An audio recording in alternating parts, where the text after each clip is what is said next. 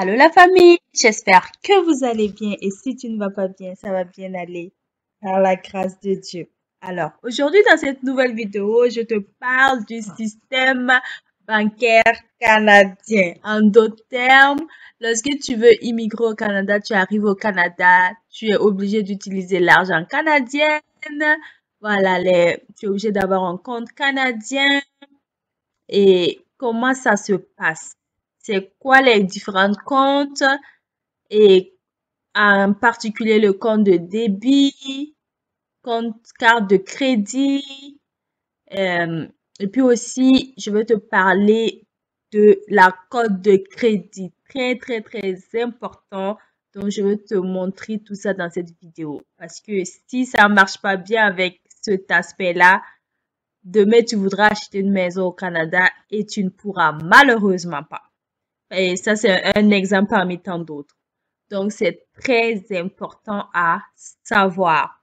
Donc, je te parle de tout ça dans cette vidéo. Et puis aussi, vers quelle banque tu peux aller, par exemple, pour créer ton compte lorsque tu arrives nouvellement, etc. En tout cas, je te partage toutes ces informations dans cette vidéo. Alors, bienvenue sur ma chaîne. Moi, c'est Jessica. Je suis de double nationalité, burkinabé, Burkina Faso et canadienne Canada.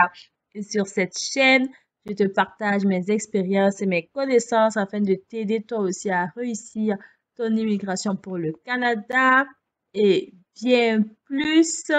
Voilà, parce que moi aussi, je suis passée au travers du processus d'immigration, donc je te partage tout ça pour t'aider et bien plus. Voilà, comme je le disais. Donc, reste scotché sur la chaîne parce que voilà, il y a plein de contenu de qualité pour toi. Donc, je vais même te partager des vidéos de business que tu peux faire au Canada et même étant dans ton pays, comment ça peut marcher pour toi. En tout cas, je vais te partager vraiment des contenus de qualité qui vont t'aider vraiment. C'est le plus, vraiment. Ok, donc sans plus trop de blabla. Et non, j'ai oublié de te dire, abonne-toi à la chaîne. Fais partie de la famille. Voilà, si tu n'es pas encore abonné, abonne-toi, fais partie de notre famille. Voilà, et puis si tu fais déjà partie de notre famille, merci d'être là. Merci d'être là vraiment. Et puis, si le contenu te parle, te plaît, like pour m'encourager. Et si tu as des questions, tu n'hésites pas en commentaire, je vais te répondre avec plaisir. Et on y va pour la vidéo du jour. Alors, donc lorsque tu arrives au Canada, il va te falloir ouvrir un compte bancaire. Donc, le compte bancaire, il est indispensable pour les transactions courantes.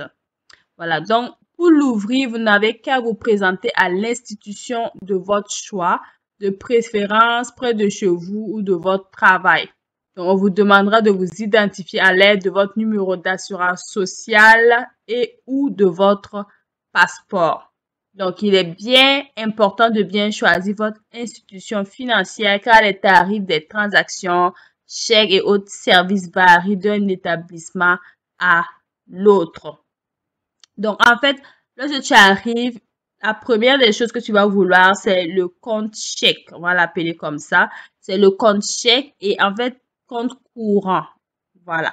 Donc, le compte chèque, en fait, il te permet, en fait, de faire tes transactions de tous les jours, comme aller à l'épicerie et puis payer, comme, voilà, tout ce que tu payes, aller faire du shopping, payer, tout ce que tu achètes, payer avec ton compte chèque ou même aller par exemple au distributeur et puis aller retirer ton argent. Voilà, donc ça c'est avec le compte chèque généralement qu'on fait toutes ces choses-là. Et puis également lorsque par exemple tu travailles, lorsque tu reçois ton salaire, ça va directement dans ton compte chèque. Donc tu vas donner les informations de ton compte bancaire à ton employeur et c'est en même temps ton argent sera viré automatiquement à tous les 2 semaines. Comme je t'avais fait une vidéo, je t'avais parlé de ça. Et ici, voilà, ici ça rentre, voilà, la plupart généralement et généralisé, la plupart des salaires rentrent ici aux 2 semaines. Donc, je t'avais parlé de ça dans une autre vidéo. Donc, lorsque tu reçois ton salaire, ça va aller dans ce compte-là. Et puis maintenant, tu as une autre option. Tu peux décider, par exemple, de créer un compte épargne. Le compte épargne, voilà, comme son nom l'indique, si tu veux épargner, tu peux aller avec la banque et puis ça, c'est un autre compte à part où tu peux, par exemple, décider de faire comment dire, que ça soit préautorisé de telle sorte, par exemple, je te dis aux 2 semaines, je veux qu'ils enlèvent, par exemple, 100 $ et puis qu'ils mettent dans mon compte épargne. Donc, parce que tu veux épargner, par exemple. Donc, puis même si vous êtes intéressé, dites-moi en commentaire, je pourrais même vous faire des vidéos sur comment, voilà, tu peux épargner, des méthodes pour épargner, des méthodes pour investir. Au Canada, on a beaucoup d'opportunités et puis, voilà, faut les saisir, c'est important. Plusieurs banques vous proposent des services, genre des services qui sont spécifiques aux nouveaux arrivants. Donc, ces banques sont entre autres, on a Desjardins, on a la Banque nationale, on a la Banque Scotia, on a la Banque de Montréal, on a la Banque canadienne impériale de commerce, on a RBC Banque Royale, on a TD Canada Trust. Voilà, voici des banques qui vous proposent des services aux nouveaux arrivants. Donc, ça signifie quoi en fait? Par exemple, je donne un exemple. Tu vas dans la banque et puis tu dis que tu es nouveau arrivant et puis voilà, ils vont te donner en fait un forfait pour nouveau arrivant. Et de telle sorte que, par exemple, je te prends un exemple, quand j'étais aux études, je ne payais pas de frais mensuels à ma banque. Voilà, parce que j'étais nouveau arrivant. C'était un forfait nouveau arrivant pour étudiants. Donc, je payais pas de forfait. Mais maintenant, quand j'ai gradué, j'ai commencé à travailler. Là, le forfait était expiré. Voilà, en ce moment, j'ai commencé à payer des frais à la banque par mois. Mais maintenant, ça dépend de chaque institution où tu es. Et puis, les tarifs dépendent. C'est pour ça que c'est important de magasiner. Magasiner pour prendre ce qui est meilleur. Voilà, parce que moins tu payes par mois, plus tu peux économiser, plus tu peux faire tes projets avec, tu peux investir, tu peux faire du business. Voilà, toutes sortes de choses. Donc, maintenant, on va aller à la carte. Bon, ça, c'était le compte. Voilà. Et maintenant, le compte, en fait, te donne accès à la carte. À la carte, comment on appelle ça? À la carte de débit que je te parlais tantôt. Donc, mais maintenant, il y a une différence entre carte de débit et puis carte de crédit. Donc, comme je t'expliquais tantôt, la carte de débit te sert à tout ce que je t'ai dit plus haut. Mais maintenant, la carte de débit, ce qu'elle ne peut pas faire, c'est qu'elle ne te permet pas de faire des transactions en ligne. Voilà. Ce qui permet de faire cela, c'est la carte de crédit ou si tu veux, tu peux aussi demander à la banque d'avoir une carte et Visa débit. En ce moment, c'est une carte en fait qui est liée à ton compte chèque dont on a parlé tantôt. Mais c'est une carte qui te permet de faire tes transactions en ligne. Et maintenant, lorsque tu fais une transaction, l'argent s'enlève directement de ton compte chèque directement. Alors que la carte de crédit, c'est par exemple, disons que tu as droit, ce n'est pas lié à ton compte. Voilà, ce n'est pas lié à ton compte personnel, à ton argent. Non, c'est comme un prêt que la banque te fait qui est dans une carte et, et c'est à toi. Donc, la carte est là. Par exemple, disons que tu as une carte de crédit de 10 000 $. Ça veut dire que tu as 10 000 $ dans ta carte que tu peux dépenser, mais que tu dois rembourser. Et comment ça marche? Peut-être même je vais te faire une autre vidéo plus tard pour t'expliquer en fait comment ça marche réellement. En fait, avec la carte de crédit,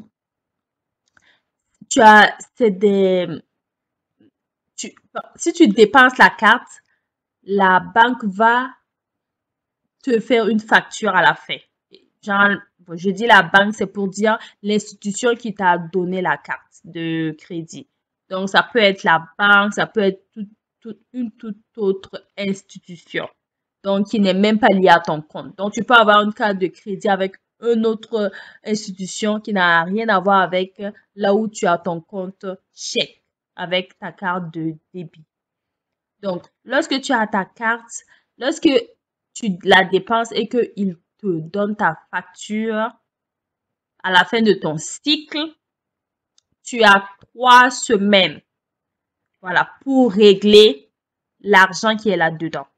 Mais maintenant, par exemple, si tu as dépensé 1000 $ sur ta carte de crédit, donc il te donne 21 jours, 3 semaines pour régler ta facture. Et maintenant, dans ces 21 jours, si tu payes la totalité, donc c'est-à-dire tes 1000 $, tu n'auras pas d'intérêt qui va s'accumuler sur ce montant. Mais si tu ne payes pas la totalité, ils te donnent l'option en fait de payer un montant minimal qu'ils appellent ici. Donc, c'est un pourcentage de ce que tu dois. Donc, tu peux payer ce montant minimal là et puis tu es en règle avec eux. Donc, il n'y a pas de problème. Mais le bémol, c'est que au fur et à mesure que tu payes les montants minimaux, en fait, tu ne payes jamais le montant, euh, le montant que tu dois. Tu es juste en train de payer des intérêts. Et ça ne fait, et ce montant est là et ça continue à produire des intérêts. Et tu continues à dépenser la carte et ça continue à produire des intérêts. Donc, tu vas passer ta vie, en fait, à payer des intérêts. Donc, c'est pour ça que c'est important. C'est très, très important de payer. Ne dépense pas ce que tu n'as pas. Voilà, parce que souvent, l'erreur ici, quand on vient nouvellement, on est nouveau arrivant, on a la carte de crédit, oh, l'argent est là-dedans, ou j'ai combien de dollars, mais ce n'est pas ton argent. Dis-toi que ce n'est pas ton argent. Voilà, c'est très, très important. Dépense que ce que tu as. Tu vois que non, oh, dans mon compte, j'ai 1000 $. Ok, si je dépense 1000 $ sur ma carte de crédit, je peux payer la carte de crédit. J'ai le montant pour la régler. Donc, c'est très important. Et c'est une ligne directrice que moi, personnellement, je me suis donnée. Voilà, lorsque je dépense ma carte, c'est que, voilà, j'ai l'argent pour la payer à la fin du cycle et c'est très, très important. Ne dépense pas ce que tu n'as pas. Et pourquoi je te dis ça? J'en reviens avec la cote de crédit tantôt. Mais tu vas me dire, si, voilà, si je dépense la carte de crédit et puis c'est compliqué comme ça, pourquoi je n'utilise pas seulement ma carte de débit alors pour dépenser? Pourquoi? C'est en fait parce que lorsque tu utilises ta carte de crédit, c'est comme ça que le système canadien est. Lorsque tu utilises ta carte de crédit, en fait, tu te bâtis ce qu'on appelle ici un crédit. Et c'est ça, en fait, la cote de crédit, en fait, c'est une cote, comme on va dire, comme un nombre, comme une note que tu as en fonction de si tu es un bon payeur. Qu'est-ce que ça signifie? Par exemple, tout ce que lorsque tu vas arriver au Canada, fais en sorte tout ce que tu prends. Par exemple, lorsque tu achètes un téléphone, ici, les téléphones, en fait, c'est pas comme, si je prends l'exemple, par exemple, de l'Afrique, c'est pas comme, par exemple, tu as acheté ton téléphone et puis tu veux des unités, tu vas payer unité 5000, tu mets, l'unité est finie, tu n'as plus l'argent pour mettre les unités. Voilà, ça y est là, ça y est là. Le jour que tu auras l'argent pour mettre les unités, tu vas mettre. Ici, ça marche pas comme ça. Ici, ça marche au mois. Donc, que tu utilises ou que tu n'utilises pas ou tu payes ici le téléphone. Donc, tu peux payer le téléphone cash, oui. Mais il y a le forfait est là par mois, par mois, par mois que tu dois payer. Aussi, ce que tu peux faire, c'est que souvent les forfaits sont inclus avec le prix du téléphone. Donc, tu ne payes pas le téléphone cash parce que, par exemple, le téléphone peut coûter en fonction de ce que tu veux. Si tu te dis, oh, je veux un iPhone 12 et puis le iPhone 12 est à 1300 $, donc tu peux te dire, ok, si je veux pas payer le iPhone 12 à 1300 $ cash, je veux le payer avec mon forfait. Et c'est ce que, comment dire, les téléphonies ici te permettent de faire.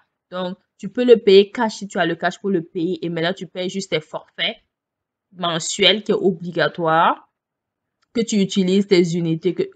Bon, ici, c'est des minutes en fait, que tu utilises ton téléphone pour appeler, tu n'utilises pas, voilà, tu dois payer. Maintenant, si tu, si tu décides de le prendre à forfait, en fait, ça inclut le prix et avec le téléphone, en fait, ça inclut le prix. Donc, ils vont dire que non, dans ton forfait, pour 2 ans, ils vont prendre l'argent de ton téléphone et ils vont le diviser en 2 ans et ils vont ajouter ça au prix de ton forfait. Et c'est ce prix-là que tu vas payer pour 2 ans. Maintenant, quand les 2 ans vont finir et que tu auras fini de payer ton téléphone, en ce moment, tu vas juste payer ton forfait par mois. Voilà. Donc, c'est juste un exemple que je te donne. Donc, c'est comme ça que ça marche ici.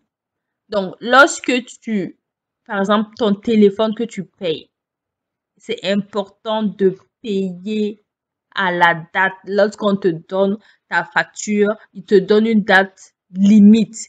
C'est important de payer avant la date limite. Et puis, par exemple, pour les cas de crédit, par exemple, si on te dit que là, tu dois payer avant le 5G, par exemple, fais sûr de payer, par exemple, en fait, ça prend effet 3 jours ouvrables avant la date.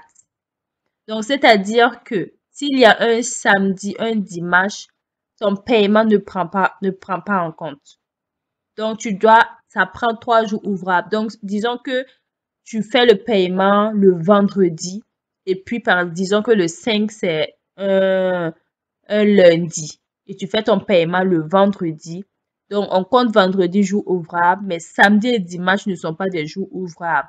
Donc, le lundi arrive, donc, et ton paiement n'est pas encore reçu. Malgré que tu as fait le paiement, eux, ils ne l'ont pas, alors ce n'est pas actif chez eux. Donc, ils vont te charger des intérêts comme quoi ils n'ont pas reçu et ton paiement en ce moment est marqué comme un paiement en retard. Donc, c'est important de faire ton paiement à l'avance et c'est suggéré 3 jours ouvrables à l'avance que ça prend effet. Donc, fais le même avant même cela pour ne pas, voilà, avoir des problèmes comme cela.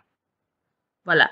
Et aussi, pour les cartes de crédit, pourquoi c'est important de payer quand je te parlais des intérêts tantôt? C'est parce que les intérêts sont très élevés. Les intérêts sont vraiment, vraiment élevés. Ça va aller de près de 10%. Il y a même des cartes qui sont à 29,99%, près de 30%. Donc, la plupart va tourner autour de 20%, mais il y en a plein, plein de cartes. Donc, quand tu prends ta carte, prends ces informations-là, demande ces informations. C'est combien que ton pourcentage d'intérêt. C'est important de savoir tout ça. Voilà. Donc, tu peux avoir une carte et le pourcentage d'intérêt à près de 30%. Donc, ça veut dire que tu as dépensé 1000 $ et tu l'as pas payé. Tu vas payer 1300 $ plus tard. Et le 1300 $, tu l'as pas payé. Les intérêts s'accumulent sur les intérêts sur les intérêts. C'est pas une fois seulement. Plus tu ne le payes pas, plus il y a des intérêts encore qui viennent là-dessus. Tu ne le payes pas, il y a des intérêts qui viennent encore là-dessus. Donc, c'est vraiment un cycle qui peut devenir infernal. Donc, il y a des gens qui prennent des cartes de crédit ici et non, ils peuvent plus payer. Ils peuvent même plus. Toute leur vie là. Ils peuvent plus payer la carte parce que les intérêts se sont tellement accumulés. La carte est remplie au maximum. Et lorsqu'ils paient, c'est juste des intérêts et des intérêts. Ils peuvent même plus finir de payer la carte. Donc, toute leur vie, ils se trouvent à juste faire que des paiements. Donc, prends les bonnes habitudes dès le départ. Et voilà, c'est l'un des buts de cette vidéo pour t'aider à prendre les bonnes actions dès le départ. C'est très important.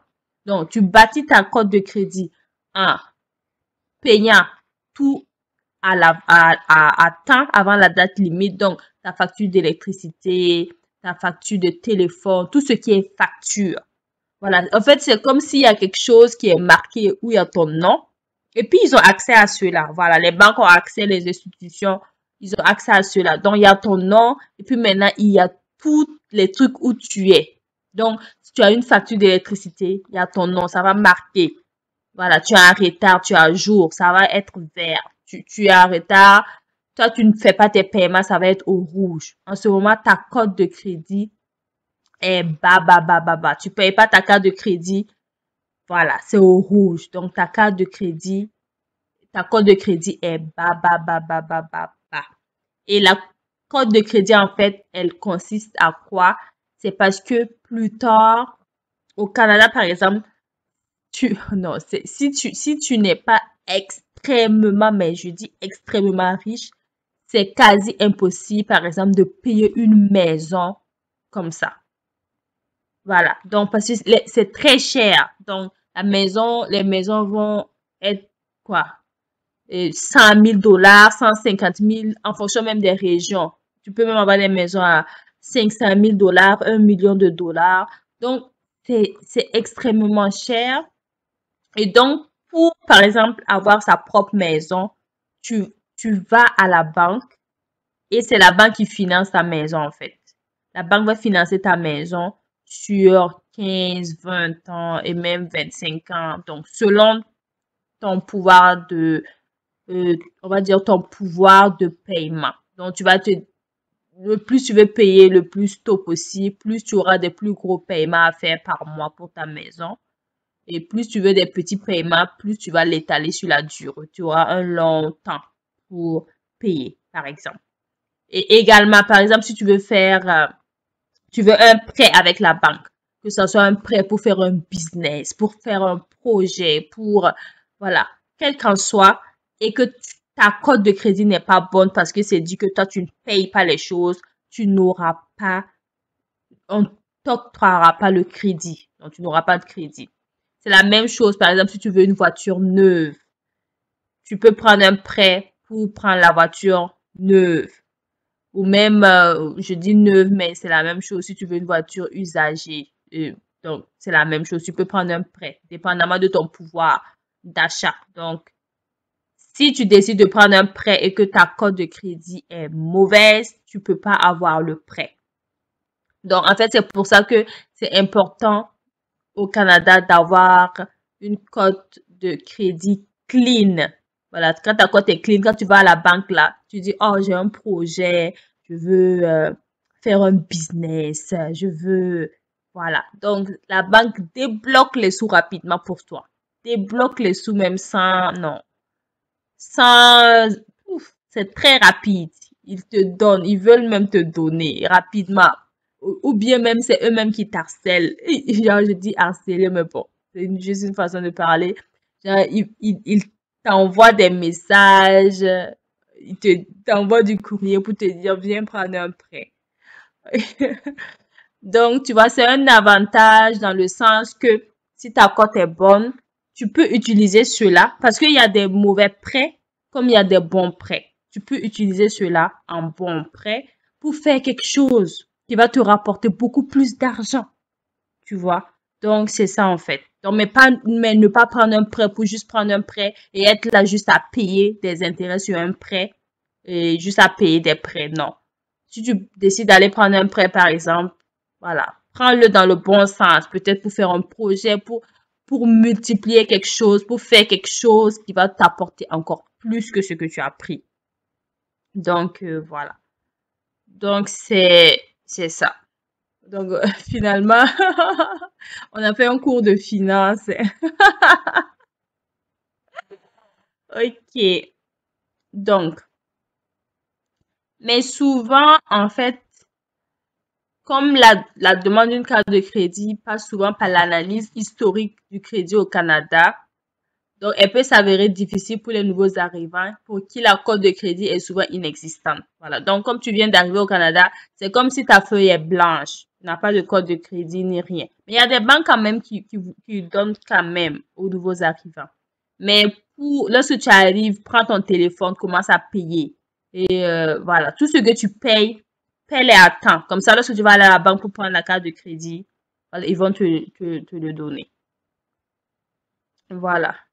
Donc, Donc, et puis aussi, en fonction, la carte de crédit également, il faut aussi, comment dire, magazine aussi, parce qu'en fonction des institutions financières, et puis magazine aussi dépendamment de la carte, il y a plusieurs noms de cartes, il y a plusieurs marques de cartes.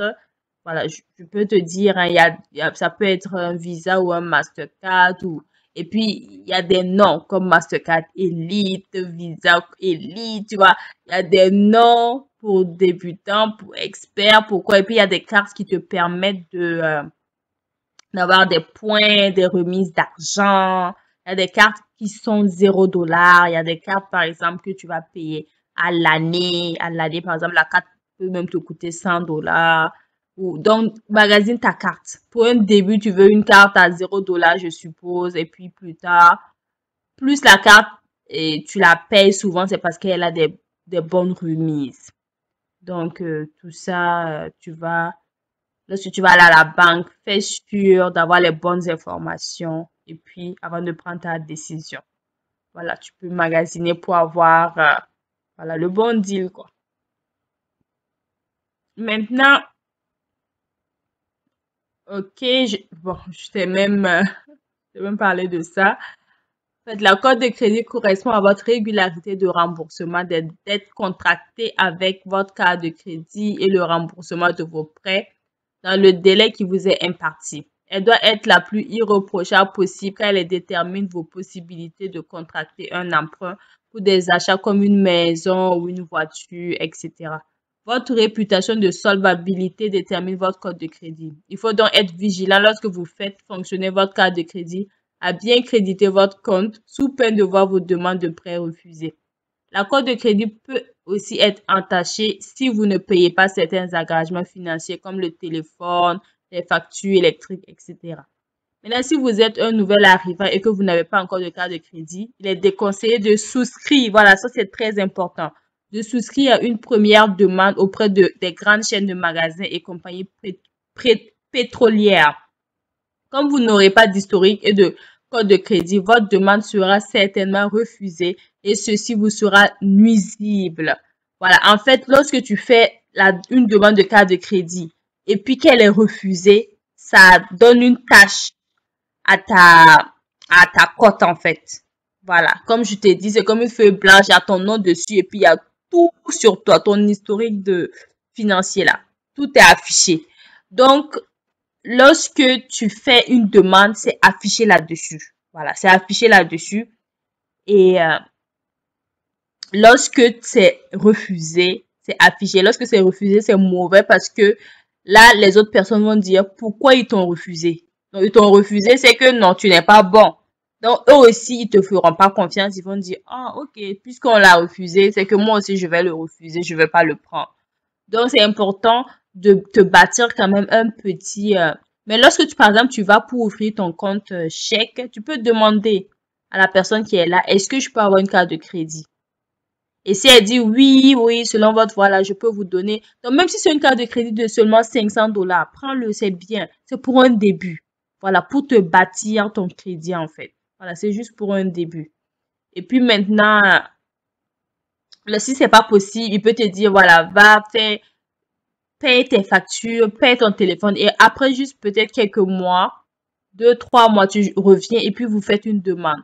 Ils vont voir que tu as déjà commencé à faire des paiements. Et là, ça va les encourager à te donner la carte de crédit. Et là, tu n'auras pas de refus.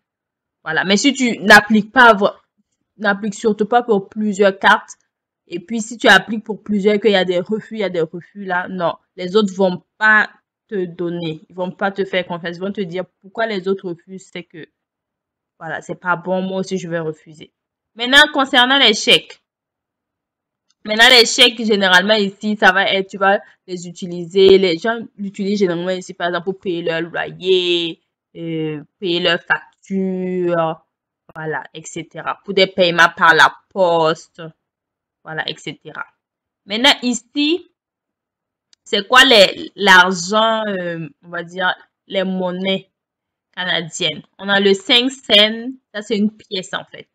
Le 10 cents qui est une pièce, le 25 cents qui est une pièce, le 50 cents qui est une pièce. On a le $1 et le $2. Donc, Maintenant, en billet, on a le 5 $, on a le 10 $, on a le 20 $. 20 $, c'est comme couleur vert. On a le 50 $ et on a le 100 $. Donc, le 5 $, il est bleu, le 10, il est violet, le 20, il est vert, le 50, il est comme, quoi la couleur là? C'est comme, bon, c'est pas rouge, c'est pas rose, en tout cas, c'est comme entre les deux là. Maintenant, le 100 $, il est comme marron. Donc, voilà, je pense que c'est bon, hein, c'est bon. J'espère que la vidéo va t'aider. Je pense que oui, vraiment. Je pense que je vais faire des vidéos comme ça pour t'aider parce que c'est vraiment important. C'est vraiment important. Et au moins, lorsque tu arrives, souvent tu sais pas où te diriger, mais des vidéos comme ça t'aide à savoir quand même où t'aligner. Voilà, prendre les bonnes décisions dès le début, c'est très, très important. Et puis, voilà. Donc, si t'es pas encore abonné, alors abonne-toi. Voilà, fais partie de notre famille. Ici, c'est des contenus de qualité qu'on se partage. Vraiment. Et like pour m'encourager. Si la vidéo t'a fait du bien, partage à des gens que ça peut aider. Voilà, n'hésite pas à me demander en commentaire si tu as des questions.